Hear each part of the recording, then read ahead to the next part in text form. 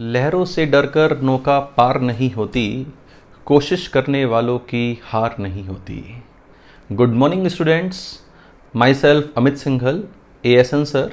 आज मैं आप लोगों से बात करने वाला हूं कि इन विषम परिस्थिति जो हम लोग फेस कर रहे हैं कोविड-19 महामारी के कारण, उन परिस्थितियों में कैसे हम अपने आप को भविष्य में आने वाले एग्ज़ाम्स में एक अच्छी रैंक के साथ सफल बनाएं।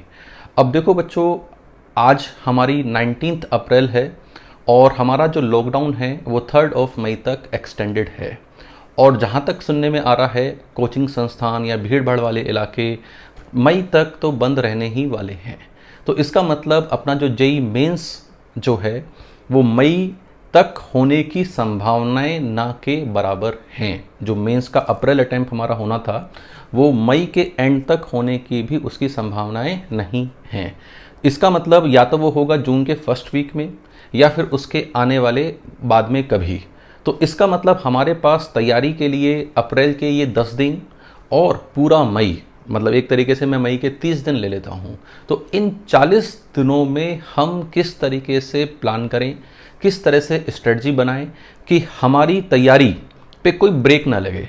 हमें कोरोना पे ब्रेक लगाना है, अपनी तैयारी पे ब्रेक नहीं लगाना है। अपनी तैयारी हमें इस शानदार तरीके से करनी है कि हमारी अच्छी से अच्छी रैंक आने से दुनिया की कोई भी ताकत हमें ना रोक सके। तो मैं अपनी स्ट्रेटजी पे बात करता हूं कि हम लोगों को क्या स्ट्रेटजी अपनानी चाहिए। अब क्या स्ट्रेटजी अपनानी चाहिए बच्चों? स्ट्रेटजी देखो, मैं अपनी स्ट्रेटजी को 2 तरीके के बच्चों के लिए अलग अलग डिवाइड करता हूं। पहले कैटेगरी के वो बच्चे हैं जिनकी अपनी तैयारी अभी तक काफ़ी अच्छी है, जिन्होंने मेंस जनवरी अटेम्प्ट में एक अच्छा परसेंटाइल स्कोर किया है, मतलब जो थोड़ा मेंस के पॉइंट ऑफ व्यू से निश्चिंत हैं कि भाई मेंस में तो हमारी अच्छी रैंक आ चुकी है।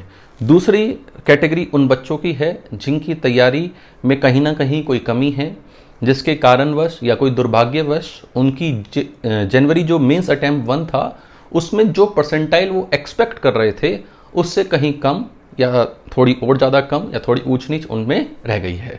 तो पहले मैं बात करता हूँ पहली कैटेगरी के स्टूडेंट्स की कि भाई उन स्टूडेंट्स को कैसे तैयारी करनी चाहिए।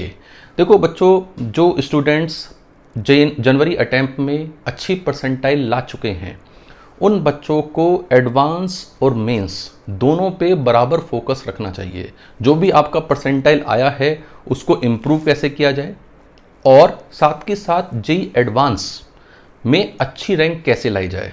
देखो वैसे तो मेंस और एडवांस दोनों का सिलेबस सेम ही है, दोनों में कोई खास मतलब मेजरली सिलेबस जो है वो सेम है, उसमें कोई खास डिफरेंस नहीं है। लेकिन फिर भी जो क्वेश्चन पूछे जाते हैं उनके लेवल में, उनके टाइप में काफ़ी डिफरेंस अपना आ जाता है। इसका मतलब हमें जो तैयारी करनी है वो साइमल्टेनियस मेंस की भी करनी है और हमें एडवांस की भी करनी है। अब देखो 40 डेज को आप 3 डेज के एक पैकेज में बांट लो। 40 डेज को आप ऐसे मान लो कि 3 मान लो 12 पैकेज हो गए, 12 इंटू 3 36, 4 डेज में बफर मान लेता हूँ। अब day 1 day 2 day 3, day 1 day 2 day 3, इस तरह के हमारे पास 12 पैकेजेस हो गए। इन 12 पैकेजेस में आप क्या करो, डे 1 रखो अपने रिवीजन के लिए, अपने कॉन्सेप्ट बूस्टर के लिए, जो आपने कॉन्सेप्ट ऑलरेडी पढ़ चुके हैं, जो कॉन्सेप्ट आप ऑलरेडी पढ़ चुके हैं पीसीएम फिजिक्स केमिस्ट्री मैथ्स में। तो उस डे 1 में हर सब्जेक्ट का एक एक चैप्टर का कॉन्सेप्ट बूस्ट करना चाहिए, मतलब उनके नोट्स को पढ़ना चाहिए। उसमें जो शीट्स डीपीपी आपको मिली हुई हैं उसके अच्छे क्वेश्चंस, लगभग 20-20, 25-25 क्वेश्चन ट्राई करने चाहिए डे 1 में। सबसे पहले हमें उन टॉपिक्स को लेना चाहिए जो इम्पोर्टेंट हैं। जैसे मैथ्स में इम्पोर्टेंट टॉपिक में अगर हम बात करें तो हमारे पास आता है vector 3D, definite integration, complex number, matrix and determinant, ठीक, एप्लीकेशन ऑफ डेरिवेटिव एओडी जिसे हम बोलते हैं, ठीक है। और उसके बाद हमारे पास चैप्टर आता है सीक्वेंस सीरीज। तो और एक चैप्टर और आता है जो आपका फेवरेट है, वो क्या है, प्रोबेबिलिटी। तो ये चैप्टर्स हैं जिन्हें हम पहले प्रायोरिटी भी ले सकते हैं, या पहले हम उन चैप्टर की प्रायोरिटी भी ले सकते हैं जिसमें हमारा कॉन्फिडेंस लेवल उतना अच्छा नहीं है, जो हमें लगता है कि कहीं ना कहीं स्टार्टिंग में जब हमने तैयारी की थी तो वो हमारे वीक रह गए हैं। तो डे 1 में उनके कॉन्सेप्ट को हमें बूस्ट करना है, उनके टिप्स पे फॉर्मूले होने चाहिए, जो क्लास में इलस्ट्रेशन ले रखे हैं वो टिप्स पे होने चाहिए, जो शीट में आपके क्वेश्चन हैं वो टिप्स पे होने चाहिए। सही बात। उसके बाद डे टू में 3 घंटे आप फिक्स कर लो मेंस का एक पेपर, फुल सिलेबस पेपर। कोई हमें सब्जेक्ट टॉपिक वाइज पेपर नहीं देना, अब हमें पेपर देना है full syllabus paper. Full syllabus paper आपके रेगुलर क्लासरूम कोचिंग के दौरान बहुत सारे पेपर आपको दिए गए हैं, तो उन पेपर्स को अटेम्प्ट कर सकते हैं। 3 घंटे एक शिफ्ट लो, 9 to 12। हमेशा टाइमिंग इस तरह से रखनी चाहिए जो हमारी एक्चुअल शिफ्ट से मैच करे, 9 to 12 या 2 to 5, इन दोनों में से कोई भी एक आप शिफ्ट रखो। और उस शिफ्ट में 3 घंटे प्रॉपर सेटिंग, या बहुत सारी ऑनलाइन सीरीज भी हैं फ्री ऑफ कॉस्ट जिन्हें आप यूज़ कर सकते हैं, जिसमें आप ऑनलाइन पेपर दे सकते हैं 3 घंटे का, ऑनलाइन प्रैक्टिस भी होगी उससे। ये मीडियम भी आप यहाँ पे कर सकते हैं। तो 3 घंटे विदाउट एनी डिस्टर्बेंस पीसीएम का एक फुल सिलेबस पेपर आपको डे 2 पे देना है। सिर्फ पेपर देना है उससे बात नहीं बनेगी, पेपर देने के बाद पेपर को एनालाइज करना भी बहुत ज़रूरी होता है। बहुत ज़्यादा क्रिटिकल रोल पेपर को एनालाइज करने का होता है कि भाई कौन सी गलती ऐसी है जो हम बार बार कर रहे हैं, कौन सी सिली मिस्टेक है जो हमने बार बार की, ठीक, कौन सा टॉपिक ऐसा है जिसका हमें फॉर्मूला याद नहीं आया, या क्यों याद नहीं आया फॉर्मूला, कि भाई एक फॉर्मूला है मान लो कॉम्प्लेक्स नंबर का है, वो उस क्वेश्चन में लगना था और हम उस फॉर्मूले के कारण उस क्वेश्चन को नहीं किया, तो उसको नोट कर लो। कोई सिली मिस्टेक, हमने 2 + 2 = 5 लिख दिया, तो उसको नोट कर लो। हमने किसी क्वेश्चन पे ज़्यादा टाइम वेस्ट कर दिया, किसी टॉपिक पे, मान लो वेक्टर 3D का कोई क्वेश्चन है, आता है लेकिन हमने टाइम वेस्ट कर दिया, तो उस बात को भी नोट कर लो कि हमने हाँ इस क्वेश्चन पे ज़्यादा टाइम वेस्ट किया है। हमारा क्वेश्चन पेपर जो करने का पैटर्न है, भाई हर एक पेपर में कुछ क्वेश्चन टफ होते हैं और most of the question easy होते हैं। अगर बच्चा टफ क्वेश्चन में उलझ जाता है तो वो अपना टाइम वेस्ट कर देता है, तो उन क्वेश्चनों की पहचान करना जरूरी है। तो पेपर के बाद ये भी देखा करो कि भाई हमारा पेपर छूटा तो नहीं, हमने पूरा पेपर अटेम्प्ट किया ही नहीं किया, और हर एक क्वेश्चन का सॉल्यूशन चेक करना अनिवार्य है, कंपलसरी है, तभी हम उस पेपर को कंप्लीट मानते हैं, अदरवाइज उस पेपर को कंप्लीट नहीं मानना चाहिए। तो day 1 for concept booster, day 2 a 3-hour paper for JEE mains, और जेई एडवांस के लिए क्या करना है, डे 3 में हमें जेई एडवांस का वापस एक 3 घंटे का पेपर लो, फुल सिलेबस। उस फुल सिलेबस के पेपर को जैसे हमने जेई मेंस के बारे में मैंने आपको बात बताई है, बिल्कुल उसी तरह से अटेम्प्ट करो। उसमें देखो कौन कौन से कॉन्सेप्ट आपके वीक हैं, कौन कौन से कॉन्सेप्ट के क्वेश्चन आप नहीं कर पा रहे हैं, इन सब चीज़ों को नोट करना जरूरी है। तो इस तरह आपने डे 1, डे 2, डे 3, फिर वापस डे 4 पे जब आओगे तो वापस कॉन्सेप्ट बूस्टर के लिए एक चैप्टर को रिवाइज करो, हर एक सब्जेक्ट के। ऐसा नहीं कि मैथ्स के करने हैं, हर एक सब्जेक्ट के एक एक हमें टॉपिक लेना है, एक एक चैप्टर हमें लेना है, टॉपिक नहीं, एक एक चैप्टर हमें लेना है और उस चैप्टर का हमें पूरा रिवाइज करना है, ठीक। तो इस तरह 36 डेज तक, भाई 40 डेज में 4 डेज बफर, हाँ आपका रामायण महाभारत भी देखनी होगी तो उस बात के लिए वो बफर है, ठीक है। वैसे तो आपकी टाइम ऐसा है कि जितनी मेहनत करोगे उतनी रैंक आपकी इंप्रूव होगी।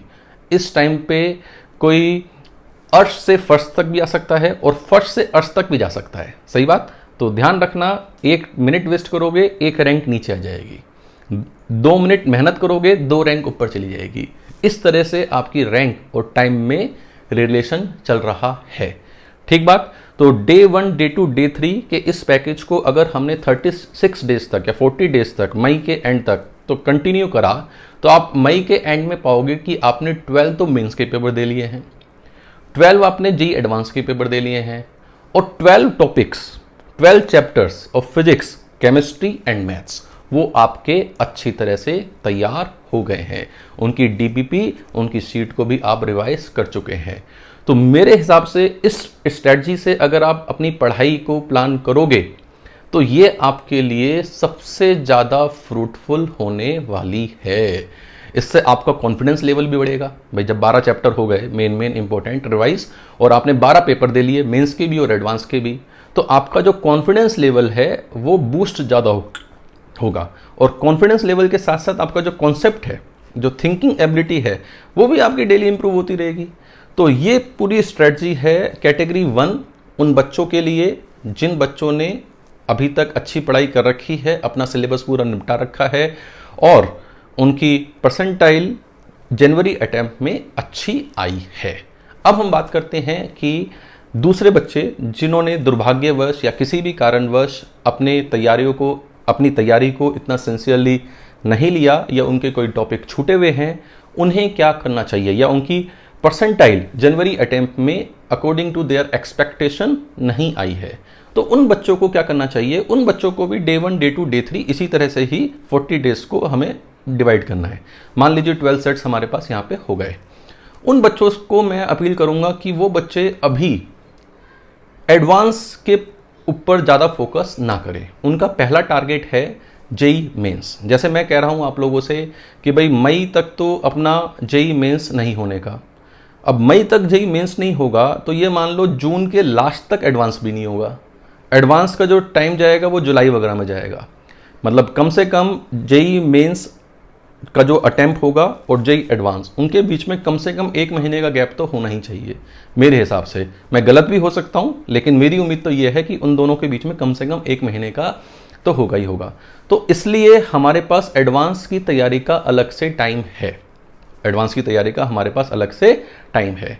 अब इन बच्चों को क्या करना है? इन बच्चों को जो उनकी शीट डीपीपी मिली हुई है उनको 2 दिन देने हैं, डे 1, डे 2, और डे 3 में अपना एक मेंस का पेपर हमें देना है। तो डे 1, डे 2 आप एक सब्जेक्ट, एक टॉपिक एक दिन में लो। फिजिक्स का एक चैप्टर, मैथ्स का एक चैप्टर, केमिस्ट्री का एक चैप्टर डे 1 में, डे 2 में दूसरा चैप्टर, और डे 3 में पेपर आपको फुल सिलेबस ही देना है। ऐसा नहीं कि 2 टॉपिक करे हैं तो उनका हमें टेस्ट देना है, नहीं, पेपर आपको देना है फुल सिलेबस ही। फुल सिलेबस क्योंकि एक बार तो हमने पढ़ ही रखा है ना, एक बार हमने पढ़ रखा है तो हम फुल सिलेबस टेस्ट देने के लायक तो हैं ही। और हम जनवरी अटैम्प्ट भी दे चुके हैं। जनवरी अटैम्प्ट बिना तैयारी के तो दिया नहीं होगा, कुछ ना कुछ तैयार करके ही दिया होगा। तो इसलिए घबराओ मत, फुल सिलेबस टेस्ट दो और डे 1, डे 2 2 चैप्टर आप करो। तो इस तरह से आप पाओगे कि एट द एंड ऑफ मई आप लोगों के 24 चैप्टर्स, इतने ही चैप्टर होते हैं। मैथ्स में, फिजिक्स में, केमिस्ट्री में लगभग नंबर बराबर ही रहता है और इतने ही चैप्टर हमारे पास होते हैं। अगर हम 24 चैप्टर्स मैथ्स के, 24 चैप्टर फिजिक्स के, 24 चैप्टर केमिस्ट्री के और उसके साथ साथ 12 पेपर्स अटेम्प्ट कर चुके हैं, इसका मतलब तैयारी हम बहुत शानदार कर चुके हैं। अब देखो मैथ्स में एक पर्टिकुलर बात मैं आपको बताता हूं। हम जो शीट अटेम्प्ट करते हैं, आप लोगों के लिए ये बात खास है, शीट में क्वेश्चंस को आप दोबारा पूरा सॉल्व करो। शीट में आप क्वेश्चंस को दोबारा, ये मत मानो कि ये मैं कर चुका हूं। अगर 2-3 बार कर चुके हो तो बात अलग है। अगर 2-3 बार आपने नहीं किया है तो उसे एक बार दोबारा पूरा सॉल्व करो विदाउट सीइंग एनी सॉल्यूशन, बिना कोई सॉल्यूशन देखे ए टू जेड सॉल्यूशन करो। उनके आंसर लिखो, उनके आंसर को बाद में टैली करो कि हमारे कितने आंसर सही आए हैं। एक एक्सेल शीट बना लो जिसमें चैप्टर लिखो, चैप्टर क्वाड्रेटिक हो गया, सीक्वेंस सीरीज हो गया, वेक्टर 3D हो गया, इंडेफिनेट इंटीग्रेशन हो गया, इंटीग्रेशन हो गया, या इस तरह से शीट बना ली और उनके आगे टिक लगाओ कि हाँ भाई ये चैप्टर एक्सरसाइज 1 रिवाइज हो गई, इस चैप्टर की एक्सरसाइज 1 रिवाइज हो गई। ठीक है, तो आप लोगों को मेनली फोकस करना है सिंगल चॉइस क्वेश्चन पे। आप लोगों को इन पे फोकस करना है सिंगल चॉइस क्वेश्चन पे। साथ ही साथ आपको जो प्रीवियस IIT JEE एडवांस में जो SCQ सिंगल चॉइस क्वेश्चन आए हुए हैं उन पे भी आपको पूरा फोकस देना है। ये बात बच्चों मैं क्यों बोल रहा हूँ, एक इम्पोर्टेंट रहस्य बता रहा हूँ मैं आपको। पेपर का इम्पोर्टेंट रहस्य ये है कि जो जेई मेंस होता है, जेई मेंस में 5-6 क्वेश्चन तो प्रीवियस एडवांस में आए हुए ही होते हैं। प्रीवियस ईयर्स में, ऐसा नहीं कि पिछले साल, पिछले 5-10 सालों में आए हुए क्वेश्चन होते हैं और एज इट इज़। और वो इतने नालायक होते हैं कि वो डेटा भी चेंज नहीं करते हैं, डेटा भी एज इट इज़ रखते हैं। ठीक, तो डेटा भी एज इट इज़ है, क्वेश्चन भी एज इट इज़ है, और हमने वो उस क्वेश्चन को 2-3 बार कर रखा है। 2-3 बार अगर कर लोगे तो आंसर भी याद हो जाएगा, तो उन पर सीधे टिक करना होगा और आगे बढ़ना होगा। और अगर ऐसे 6 क्वेश्चन हो गए भाई, 75 में से 6 क्वेश्चन हो गए, तो मतलब आप ये मान लो 10% के आसपास तो हमारा पेपर थ्रोली आउट टिक से हो गया। तो ये बच्चों हमारे पास मेंस में अच्छी रैंक लाने का एक बहुत बड़ा तरीका है। मेंस का पेपर देने के बाद आप लोग भी इस पूरे पेपर को एनालाइज करो कि भाई हमारी कहाँ कमी है, कौन सा टॉपिक हमें और तैयार करना है, किस टॉपिक में हमें टाइम लग रहा है, कौन सा फॉर्मूला हमें याद नहीं है, या हम कितनी सिली मिस्टेक करते हैं। क्योंकि पेपर में स्कोर करना और कॉन्सेप्ट का आना दोनों अलग अलग चीज़ें हैं। टेस्ट पेपर में कम आने वाला भी अच्छा स्कोर कर लेता है और ज़्यादा आने वाले का भी कम स्कोर आ जाता है। उसे कहते हैं एग्जाम टेम्परामेंट। उसे क्या कहते हैं? Examination temperament. तो ये जो मैं 3-3 दिन में एक एक पेपर आप लोगों से करने को कह रहा हूँ, वो सिर्फ इसलिए कह रहा हूँ कि आपका जो एग्जाम टेम्परामेंट है वो धीरे धीरे डे बाय डे इम्प्रूव होता रहे। तो बच्चों, ये स्ट्रेटजी है 40 डेज की। मई तक उम्मीद करो कि लॉकडाउन खुल जाए, कोचिंग स्टार्ट हो जाए, आपका एग्ज़ाम जल्दी हो जाए, इस बात की उम्मीद करो। और अगर एक्सटेंड होता है, I will share another strategy आपको कि आगे क्या करना है। तो फिलहाल के लिए आप इस स्ट्रेटजी पे काम करो और आई होप कि इस स्ट्रेटजी पे अपनाने से आप सभी लोग एक शानदार रैंक फोड़ोगे। तो best wishes, best of luck, and thank you very much.